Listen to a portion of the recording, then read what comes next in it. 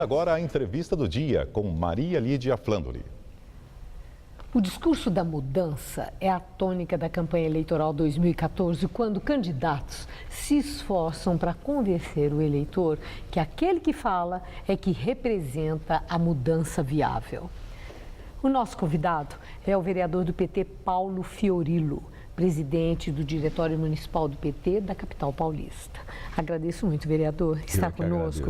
Vereador, é incrível, todos os candidatos se apresentam como sendo o candidato da mudança. E aí entra com aquela argumentação, até quem concorre à reeleição, Dilma Rousseff é a candidata da mudança. Isso não confunde o eleitor? Né? Olha, perfis diferentes, representando correntes de pensamento diferentes, quem está no governo chegando e dizendo, sou a mudança. Então, mas vamos falar um pouco da Dilma. As pesquisas mostram que as pessoas querem mudança, mas elas não querem mudança possivelmente com outros nomes ou com outros candidatos, querem mudança com a Dilma, que pode apresentar um governo de mudança com continuidade. E o que dá credibilidade é aquilo que foi feito. Eu acho que se a gente olhar o governo do Estado, no caso do Alckmin, ele está há 20 anos, o PSDB está há 20 anos administrando, se a gente for generoso com o PSDB. E ele sempre tem o discurso da mudança, ou do novo, da renovação. É óbvio que também, para o eleitor, chega um momento que isso se desgasta, termina o encanto e é preciso que, de fato, tenha mudança de verdade. E a mudança, Maria Lídia, eu acho que ela se dá com propostas concretas que, de fato, podem mudar a vida do cidadão, do eleitor. Para melhor, né? Sempre para melhor, né? Sempre. Acho que essa é a grande expectativa de quem vai escolher o seu representante. Como é que ele pode mudar minha vida para melhor. O presidente Lula, nessa última entrevista com os blogueiros, né, ele novamente surpreendeu e deu o que falar. Mas eu destaco, na fala do presidente, uma referência que ele fez ao PT. O senhor é presidente do PT, do Diretório Municipal. Ele disse que quando vocês criaram o PT, criaram um partido para ser diferente, para se destacar. Um partido que tivesse um compromisso e não caísse na mesmice dos demais. 30 anos depois, o PT enfrenta problemas difíceis, que inclusive conflitam com a bandeira ética que sempre desfraudou. O PT mudou? Todo mundo muda. O PT amadureceu, cresceu. O PT tem uma concepção de mudança que passa necessariamente por uma reforma política, uma reforma eleitoral, e é isso que o PT vem defendendo. É inadmissível que a gente continue escolhendo os nossos parlamentares da forma como é hoje. Não dá mais para ser dessa forma. O financiamento público precisa ser transformado, alterado.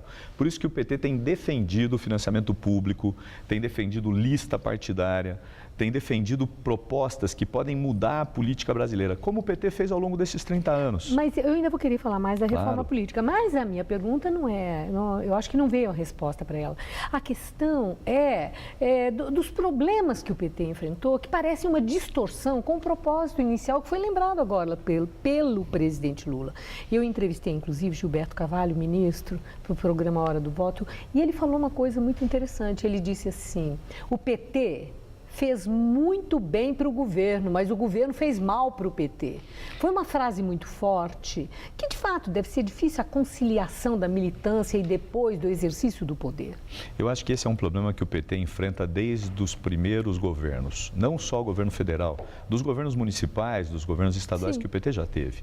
Normalmente, quando você elege um governante, você coloca os seus melhores quadros no governo e acaba enfraquecendo o PT. Acho que esse é um problema que nós temos que enfrentar permanentemente. Agora, o que nós defendemos, que aí responde a sua questão? O PT tem que ser sempre um partido acima das pessoas, um partido como uma referência para aqueles que querem a mudança, para aqueles que querem um governo voltado para os que mais precisam. Acho que essa é a grande diferença do PT. E você vai ter dificuldade com os indivíduos em todos os lugares, nos partidos, nas igrejas, em todas as esferas da sociedade. O indivíduo, o ser humano, ele é falível. Nós precisamos construir políticas voltadas para instrumentos mais fortes. A ideia é de fortalecer os partidos. Reforma política. O senhor estava falando agora há pouco, né, desse foco que o PT coloca agora, inclusive nos programas de governo, da promoção da reforma política. Mas aí entra a questão. O PT está há 12 anos no poder e com uma base parlamentar que garante a aprovação dos projetos do seu interesse. Por que não houve o empenho para a promoção da reforma política e só agora vem com essa conversa? Então, mas não é verdade que só agora. O PT já propôs reforma política anteriormente. Infelizmente, quando o PT propôs a reforma, a própria bancada petista se dividiu. Havia aqueles que defendiam uma reforma com financiamento público, lista partidária, com limites de partidos, só que no debate partidário a direção não teve condições de hegemonizar e fazer com que todo mundo votasse. Nós perdemos uma oportunidade histórica. Agora o PT entende que é de novo importante esse debate. Existem movimentos na cidade por uma constituinte exclusiva que faça a reforma política. Mesmo você tendo uma base, e as bases, infelizmente, elas não são sólidas, elas não são únicas, elas têm visões diferentes, interesses diferentes, você precisa aproveitar os momentos. Nós vivemos o ano passado grandes manifestações. A presidenta Dilma disse, é preciso enfrentar essas manifestações com propostas concretas. A reforma é uma delas. A última questão, eu não posso deixar de perguntar, Claro. Essa história do medo. Na propaganda eleitoral, nos programas do PT, houve o apelo à questão do medo, se eleger a oposição, um retrocesso em relação às conquistas, aos benefícios sociais do governo do PT nesses anos todos. Ao usar essa tese do medo, o PT não entra numa contradição, usando exatamente aquilo que criticou tanto, que foi usado pelo PSDB quando Lula foi eleito em 2002, e aí a resposta foi a esperança venceu o medo. Agora o PT apela para o medo. A Aécio está dizendo que vocês é que estão com medo. Eu acho que o Aécio tem que colocar a barba de molho, porque assim, na realidade, o programa do PT recoloca para a sociedade aquilo que tem sido as principais conquistas nesses últimos anos. Eu não considero que tenha sido uma propaganda do medo, eu considero que tenha sido uma propaganda para comparar o que poderia ser e o que é. Bom, mas é mais ou menos isso. Vote neles e veja só o que vai te acontecer. O subtexto é esse. Pode ser o subtexto, mas também eu queria fazer aqui uma outra leitura. Vote no PT para continuar crescendo e avançando. A política do PSDB, aliás, os próprios assessores do Aécio têm colocado isso. O salário mínimo está muito alto, nós precisamos fazer esse debate.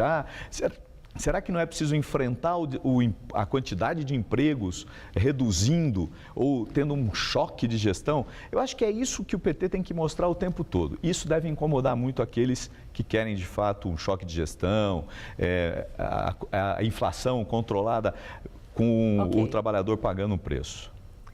Agradeço muito sua entrevista. Eu é que agradeço o convite, estou à disposição. Boa noite, muito obrigada. Muito obrigado. Estela.